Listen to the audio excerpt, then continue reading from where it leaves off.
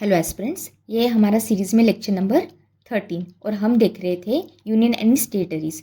तो आज के लेक्चर में मैं आपको बताऊंगी कि रीऑर्गेनाइजेशन एक्ट के बाद जो जो स्टेट्स बनी हैं उसके ईयर्स को और नंबर्स को कैसे याद रखना है।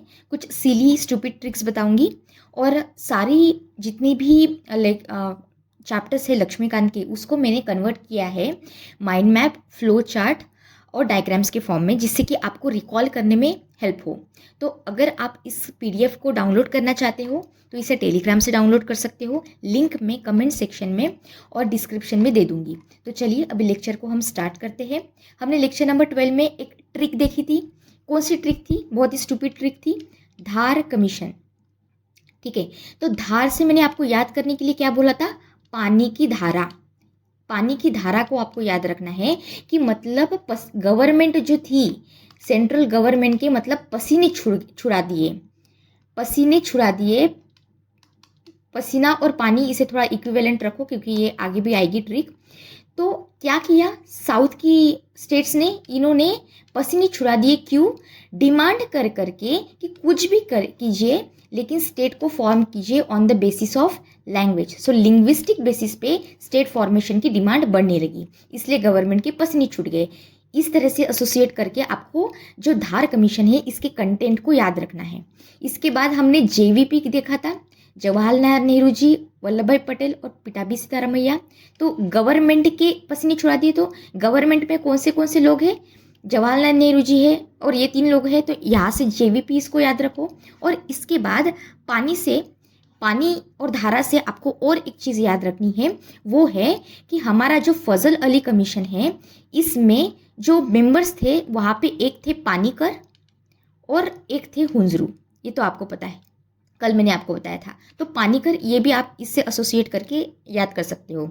तो बात ये है ना कि सारा रायता जो है वो यहाँ से ही फैला है। क्यों? क्योंकि हमारा आंध्रा स्टेट बन गया। आंध्रा स्टेट था फर्स्ट लिंग्विस्टिक स्टेट। फिर बाकी के स्टेट्स ने देखा कि अरे आंध्रा को तो स्टेटहुड मिल गया लैंग्वेज के बेसिस पे, हमको भी चाहिए। और इस तरह से शुरुआत हुई। जितने भी हमारे स्टेट्स है, हमारा जो इंडिया का प्यारे इंडिया का पॉलिटिकल मैप है उसमें चेंजेस होने लगे। समझ में आया? तो ये चेंजेस कैसे कैसे हुए इसे याद रखना बहुत मुश्किल हो जाता है, इसलिए मैं कुछ स्टूपिड ट्रिक्स बताऊंगी। उसे आंख बंद करके सुन लो, अगर नहीं होता है तो भी ठीक है, आप बार बार उसको रिपीट करके भी याद रख सकते हो, कोई प्रॉब्लम नहीं है। तो ठीक है, पहले बैकग्राउंड देख लेते हैं। Reorganisation act, reorganisation of the states 1956 existence में आया। ठीक है, इससे लार्ज स्केल्स पे डिमांड होने लगी और स्टेट्स का फॉर्मेशन होने लगा। ये डिमांड मैं आपको एक्सप्लेन कर चुकी हूँ। और फिर हुआ बाइफर्केशन, कैसे वो मैं अभी बताती हूँ। और इसके साथ साथ क्या था, ये क्यों हो रहा था? क्योंकि पॉलिटिकल एजिटेशन था, पॉपुलर एजिटेशन। लोग बोल रहे थे कि हमें न्यू स्टेट चाहिए लैंग्वेज के बेसिस पे, और पॉलिटिकल कंडीशन भी वैसी थी उस टाइम पे। तो अब हम क्या करेंगे कि सीक्वेंस में याद ना करते हुए हम ट्रिक्स से याद करेंगे। कैसे बताती हूँ। सबसे पहले हम 23rd, 24th और 25th स्टेट को याद करते हैं। वो कैसे? ट्रिक ये है कि माँ जी, हमारी माँ होती है ना, माँ, तो माँ को ऐसे रिस्पेक्टफुल वे में हम माँ जी बोलते हैं। तो माँ जी, गोवा छोटा हो गया, छोटा हो गया। ये है आपकी ट्रिक। समझ में आया? अब ये यही है सब कुछ, इसी से ही आपको सारी चीज़ें याद हो जाएगी। कैसे याद होगी बताती हूँ। माँ जी, जे, ये थोड़ा मिजोरम जैसे नहीं लग रहा? मिजोरम, माँ से मी और ज जे जीरोम। ठीक है, तो मिजोरम प्लस माँ का ये ए है ना, इससे याद रखो आंध्र प्रदेश, सॉरी अरुणाचल प्रदेश। और गोवा छोटा हो गया तो गोवा तो है ही। तो यहाँ पे क्या हो रहा है, 1987। देखो ये डिसेंडिंग ऑर्डर में जा रहा है, छोटा हो रहा है। पहले 9 था, फिर 8 था, फिर 7 हो गया, तो ये छोटा हो रहा है। तो 1987 की ईयर को एसोसिएट करना है मिजोरम, अरुणाचल प्रदेश और गोवा से। तो इन 3 स्टेट्स को मिला स्टेटहुड। ये पहले यूनियन टेरिटरीज थी, इनको मिला स्टेटहुड इन 1987। याद रहेगा? तो मिजोरम को कैसे हुआ? मिजोरम का हुआ था peace accord sign between Mizoram national, वहाँ की जो फ्रंट थी लड़ने वाली उनके बीच में, और सेंट्रल गवर्नमेंट के बीच में। और फिर हमारा मिजोरम 23rd स्टेट बना। फिर उसके बाद अरुणाचल प्रदेश, ये तो मतलब यूटी था, लेकिन फिर 24th स्टेट बना। और गोवा हमारा बना 25th स्टेट। कैसे बना? गोवा प्लस दमन प्लस दीव ये यूनियन टेरिटरीज थी, बट इस ईयर में ये 25th स्टेट बना। ये ट्रिक समझ में आई? तो 23rd 24th और 25th इज डन। अब इसके बाद हम देखते हैं 26, 27 और 28 को। तो यहाँ पे है हमारा छत्तीसगढ़, यहाँ पे है हमारा उत्तराखंड और यहाँ पे है हमारा झारखंड। उत्तराखंड जो छत्तीसगढ़ है ये बना एमपी से, एमपी का बाइफर्केशन करके। जो उत्तराखंड है ये बना यूपी से, और हमारा जो झारखंड है ये बना हमारे बिहार से। ठीक है, अब ये बना 26th स्टेट, ये बना 27th स्टेट और ये बना 28th स्टेट। और ये तीनों भी बने 2000 में। समझ में आया? कोई मुश्किल चीज़ है? नहीं। इसको इस डायग्राम को बस एक बार देख लोगे ना तो सारी चीज़ें याद हो जाएगी, बहुत ईजी है। अब देखो इसके बाद क्या, इसके बाद हम देखते हैं तेलंगाना का फॉर्मेशन और आंध्र प्रदेश का फॉर्मेशन कैसे हुआ। तो आपको मैंने अभी बताया था कि आंध्र स्टेट बना था, आंध्र स्टेट। आंध्र प्रदेश नहीं बना था पहले बना था आंध्र स्टेट। ये फर्स्ट लिंग्विस्टिक स्टेट था। आंध्र प्रदेश ने इतनी ज़्यादा डिमांड की कि जल्दी से आप आंध्र स्टेट बनाओ, तो ये बना था 1953 में। अब ये ईयर कैसे याद रखोगे? आपको पता है ना कि reorganisation act, state reorganisation act आया है 1956 में। ये तो याद होना ही चाहिए, तो उसके आसपास ही हुई होगी ये चीज़, तो 1953 ऐसे याद रखो। फिर क्या हुआ? अभी आपको स्टोरी याद रखनी है। सबसे पहले बना आंध्रा। आंध्रा स्टेट कैसे बना? डिमांड पे, पॉपुलर डिमांड पे बना, लेकिन ये बना था तेलुगु पॉपुलेशन के लिए। ये तेलुगु पॉपुलेशन कहाँ से आती थी? ये आती थी मद्रास से। मद्रास माने कौन? अभी का तमिलनाडु। तो तेलुगु पॉपुलेशन से बना हमारा आंध्रा स्टेट। फिर कुछ टाइम पास हुआ, ठीक है, ये हुआ था 1953 में। फिर रीऑर्गेनाइजेशन एक्ट आया और बहुत सारी चीज़ें भी हुई स्टेट रीऑर्गेनाइजेशन एक्ट 1956 आने के बाद। फिर और डिमांड्स उठने लगी, तो फिर यहाँ पे हुआ आंध्रा स्टेट, आपको ये तो याद रखना ही है, प्लस हैदराबाद, ये भी तेलुगु पॉपुलेशन ही थी। अब आंध्रा स्टेट और हैदराबाद इन दोनों को मिला के, तेलुगु पॉपुलेशन को बना के हमारा बना आंध्र प्रदेश फाइनली। ठीक है, इस आंध्र प्रदेश की जो कैपिटल थी वो थी हैदराबाद। इसका हाई कोर्ट था कर्नूल, वो इतना याद करने की ज़रूरत नहीं है, लेकिन हैदराबाद इस टाइम पे इसकी कैपिटल थी, इतना याद रखो। इसके बाद क्या हुआ? हमारा जो आंध्र प्रदेश है यहाँ पे भी डिमांड्स बढ़ने लगी इनसाइड यही, कि कुछ लैंग्वेज के बेसिस पे प्रॉब्लम थी, कुछ गवर्नेंस के बेसिस पे प्रॉब्लम थी। तो फाइनली फिर ये डिसाइड हुआ कि आंध्र प्रदेश रीऑर्गेनाइजेशन एक्ट लाते हैं 2014 का, और फिर इसे भी बाइफर्केट करते हैं हमारे आंध्र प्रदेश में और तेलंगाना में। तो ऐसे हमारा तेलंगाना फॉर्म हुआ इन ईयर 2014। स्टोरी समझ में आई? धार कमीशन वगैरह सब आप अभी लिंक कर पाओगे और चीज़ों को याद रख पाओगे? Okay, very good. एक बार जम्मू एंड कश्मीर को देख लेते। ये तो अभी हुआ था 2019 में। क्या हुआ? हमारा आर्टिकल, फेमस आर्टिकल 370 को किया गया एब्रोगेट। तो 370 ऐसा क्या चीज़ कर रहा था? दो चीज़ें कर रहा था मेन। पहली चीज़ ये कि ये जम्मू एंड कश्मीर को दे रहा था खुद का कॉन्स्टिट्यूशन, मतलब हमारे इंडिया का कॉन्स्टिट्यूशन जो है वही हमारा स्टेट का कॉन्स्टिट्यूशन है। यही तो हमारे फेडरल का सबसे ब्यूटीफुल और सेलियंट फीचर है। लेकिन हमारे जम्मू कश्मीर का जो कॉन्स्टिट्यूशन था वो सेपरेट था और इनको स्पेशल प्रोविजंस भी दे के रखे थे। लेकिन जब 2019 में गवर्नमेंट ने आर्टिकल 370 को एब्रोगेट कर दिया तो इसका हुआ बाइफर्केशन। कैसे बाइफर्केशन हुआ? ये बना, इसने बनाया दो यूनियन टेरिटरीज को। ठीक है, इसने नहीं बनाया, इसका ये तो निकल गया। ठीक है, यहाँ पे जिसने इसे बनाया ये था Jammu and Kashmir reorganisation act 2019, ये नाम है रीऑर्गेनाइजेशन एक्ट 2019। इसने जन्म दिया किसको? यूनियन टेरिटरीज को। कौन सी union territories? Ladakh and Jammu and Kashmir. अब देखिए यहाँ पे एक चीज़ आपको याद रखनी है, जो कारगिल है, कारगिल और लेह, ये दोनों चीज़ें जो है अब ये लद्दाख यूनियन टेरिटरी के अंडर है।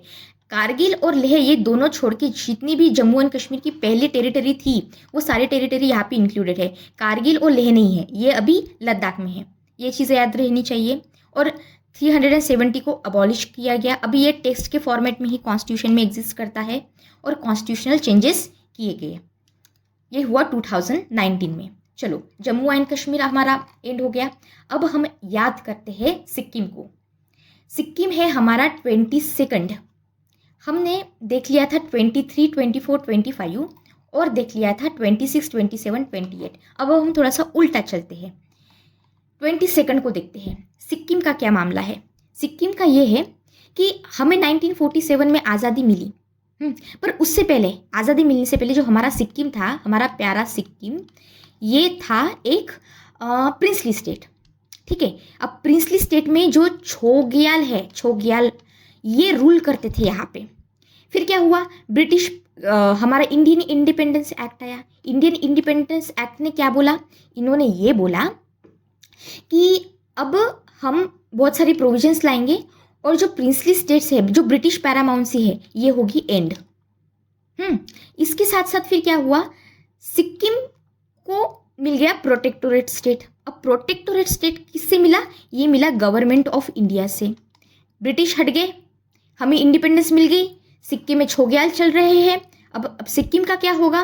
तो सिक्किम को मिला प्रोटेक्टोरेट स्टेट। इसका मतलब ये होता है कि इनका कम्युनिकेशन, इनकी इंटरनेशनल रिलेशंस या फिर एक्सटर्नल अफेयर्स के जो रिलेशंस है, इनका जो डिफेंस है, ये सारी चीज़ें देखेंगी गवर्नमेंट ऑफ इंडिया। ये कुछ टाइम तक चलता रहा, 1947 में ये चल रहा है। अब इसके बाद क्या हुआ? अब ये 1947 है ना, यहाँ पे एक ट्रिक बताती हूँ। ये 47 को आप रिवर्स कर लो, ठीक है? तो 47 क्या क्या हो गया? 74। तो 1974 में हो गया मन परिवर्तन। तो 47 का भी एक्सचेंज हो गया, परिवर्तन हो गया, उसके साथ लोगों का भी परिवर्तन हो गया। क्या परिवर्तन हुआ? परिवर्तन के साथ साथ हो गए ईयर 1974। लोगों का ये परिवर्तन हुआ कि हमको करना है एसोसिएट इंडिया के साथ, ठीक है? तो ये डिज़ायर हुआ लोगों के बीच में कि हमें इंडिया के साथ एसोसिएट करो, इसलिए 35th अमेंडमेंट एक्ट लाया गया। 35th अमेंडमेंट एक्ट के अंडर जो सिक्किम है ये बना एसोसिएट स्टेट। पूरा स्टेट नहीं बना है, इंटीग्रल पार्ट नहीं बना है, गलती नहीं करना। 35th कॉन्स्टिट्यूशनल अमेंडमेंट एक्ट जो 1974 में लाया गया है, यहाँ पे सिक्किम को एसोसिएट स्टेट बनाया गया है। इसका मतलब ये कि जो छोग्याल है वो यहाँ पे है अभी भी।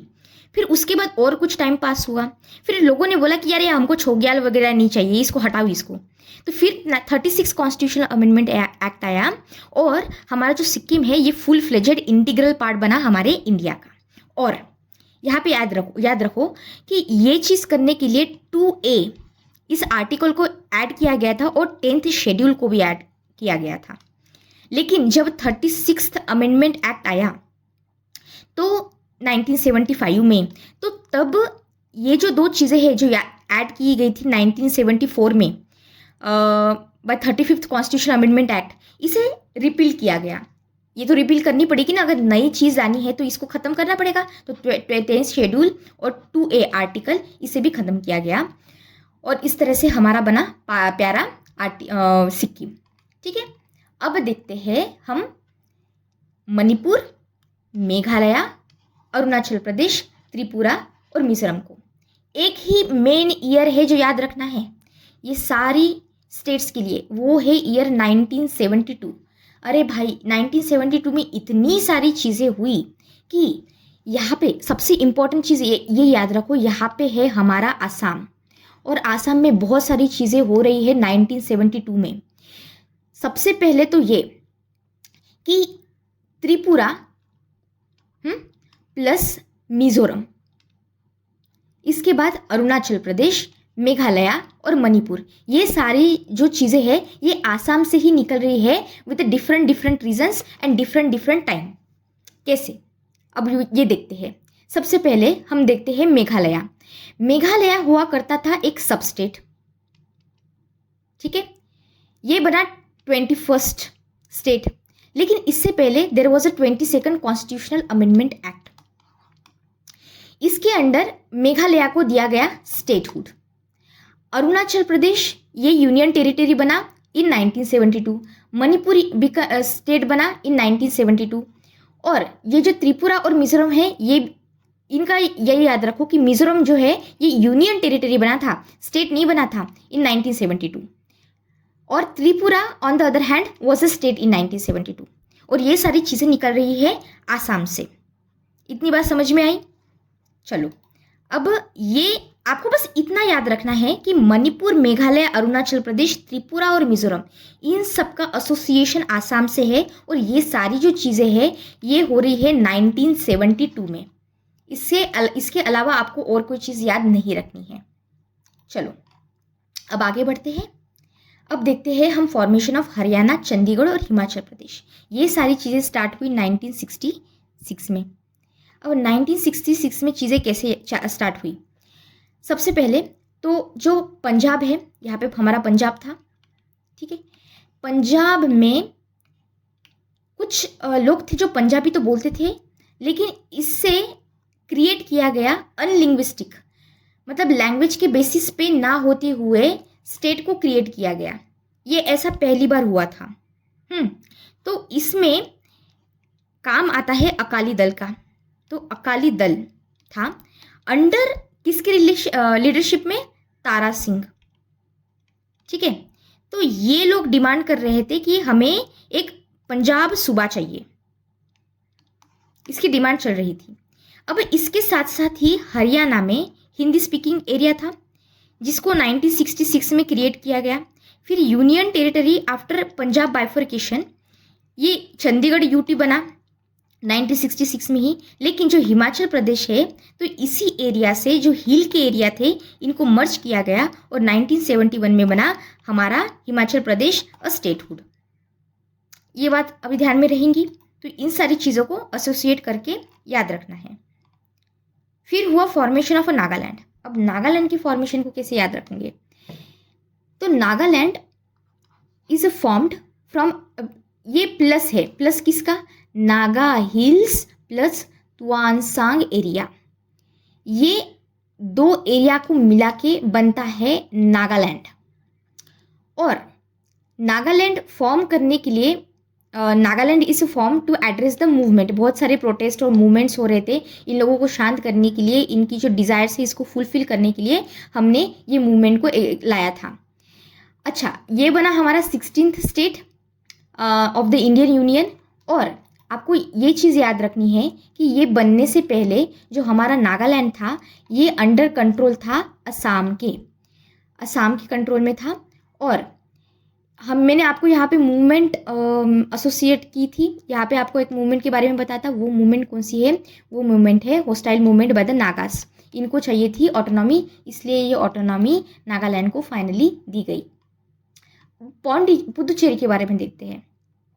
पुदुचेरी का आपको ये पता है प्रधानमंत्री कृषि सिंचाई योजना, तो PMKY, या फिर आप ऐसे भी याद रख सकते हो माई पीके, वो पीके मूवी का है ना, तो माई पीके ऐसे याद रख सकते हो। पुदुचेरी तो M से याद रखो माहे, ये वाला, Y से याद रखो यनम, P से याद रखो पुदुचेरी ऑब्वियसली, और K से कराईकलाल। तो ये चारों भी जो चीज़ें थी ये थी अंडर फ्रेंच, ठीक है। अब फ्रेंच के अंडर थी, तो फ्रेंच ने कुछ ऐसे फालतूपन, मतलब कोई लड़ाई में वगैरह नहीं गए, इन्होंने एज इट इज़ ऐसे हैंड ओवर कर दी कि बोले कि ये लो इंडिया, ये टेरिटरीज तुम ले लो। और ईयर कौन सा है? ईयर है 1954। तो कौन सी चीज़ें याद रखनी है? PMKY या फिर माई पीके याद रखो। माई पीके याद रखने के बाद ईयर याद रखो 1954, और इसके बाद ये चीज़ें याद रखो कि फ्रेंच ने ये हैंड ओवर कर दी इंडिया को। इसके अलावा और कोई चीज़ें इंपॉर्टेंट नहीं है, बस इतना ही इंपॉर्टेंट है। अब देखते हैं गोवा, दमन और दीव। ये तो बहुत ही आसान है, ये थी यूनियन टेरिटरीज। गोवा को इससे बाहर निकाला गया। गोवा छोटा हो गया था, ईयर कौन सा था? 1987। 9 से छोटा 8, 8 से छोटा 7, तो ये छोटा हो रहा है। ऐसे करके आपको ईयर याद रखना है गोवा के लिए। तो पहले क्या हुआ, ये तीनों भी चीज़ें थी, ये थी पोर्तुगीज़ के अंडर। और ये पोर्तुगीज़ इतने बदमाश, इतने नालायक कि ये इंडिया को वापस नहीं कर रहे थे टेरिटरी। इसलिए फिर इंडिया को क्या करना पड़ा? इंडिया को करना पड़ा पुलिस एक्शन। इंडिया ने लिया पुलिस एक्शन। पुलिस एक्शन लेने के बाद फिर क्या हुआ? हाँ, फिर हमको हमारी टेरिटरीज मिल गई फाइनली। तो इसके लिए हमने गोवा, दमन और दीव इस यूनियन टेरिटरीज को क्रिएट किया, इस्टेब्लिश किया। So the establishment of Daman Diu as a separate union territory. और फाइनली हमें गोवा का स्टेटहुड मिला इन ईयर 1987। और आपको ये चीज़ याद रखनी है कि जब ये यूनियन टेरिटरी बनी थी तो इसका इनिशियल एडमिनिस्ट्रेशन जो था तो यहाँ के जो लोग रह रहे थे इनके हाथ में ही था। लेकिन फिर 1961 में इंडिया ने इसका कंट्रोल फाइनली अपने हाथ में ले लिया। तो इतनी आसान प्रोसेस नहीं थी, इतना ये चीज़ याद रखनी है। अब इसके बाद याद रखो कि बॉम्बे और गोवा। तो बॉम्बे में क्या है, ओ है, ओ से 1960 याद रखो, मतलब ये ईयर याद रखने की एक एसोसिएटेड ट्रिक बता रही हूँ। थोड़ा सा एस्टिमेटेड डेट भी अगर आपको पता चले ना, तो अगर ऑप्शन में आपको कुछ मल्टीपल ऑप्शंस दिखे तो आप एटलीस्ट कुछ चीज़ों को एलिमिनेट कर सकते हो और आंसर तक पहुँच सकते हो, इसलिए मैं आपको ये ट्रिक्स देती हूँ। समझ में आया? अब बॉम्बे को क्या हुआ था, बॉम्बे था मल्टीलिंगुअल, ड्यूअल लिंगुअल, 2 लैंग्वेज यहाँ पे बात चलती थी।